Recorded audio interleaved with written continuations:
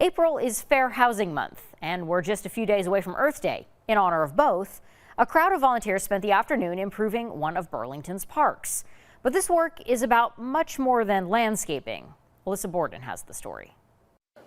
Tucked away in the south end of Burlington, one of the city's pocket parks got a little TLC on Community Action Day.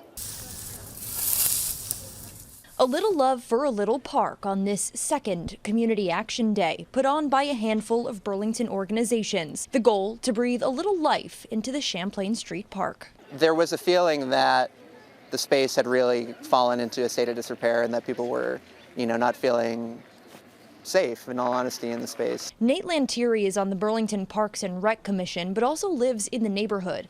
Lantieri says this place is a valuable neighborhood resource. Work began here in 2019 with grand plans for new seating and a play set in the works. I know myself, like many others, this is the only place if you want to lay in grass, if you want to catch some sun or grow a garden. But in addition to doing a little landscaping at the park, there was a bigger message shared at the event pertaining to fair housing. The connection between green space and housing might seem like a stretch to some people. With Burlington's limited housing stock, finding a place with private outdoor space can be tough. And Corinne Yance of the Champlain Valley Office of Economic Opportunity, or CVOEO, says that's why having nice community spaces like this is important. If people don't have choice in where they live, they might not have equal access to things like green space. But green space is about more than just having a place to play frisbee. It's about fostering a sense of community. Of course, green space adds a lot to the community.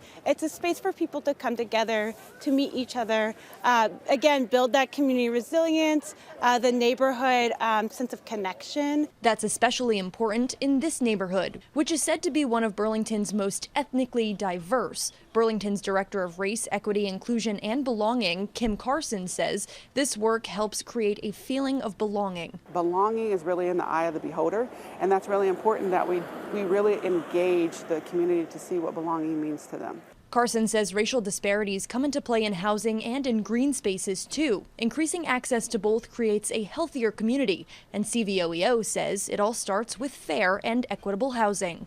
CVOEO has a lot of events lined up for Fair Housing Month. We'll have details on WCAX.com. In Burlington, Alyssa Borden, Channel 3 News, first at 4.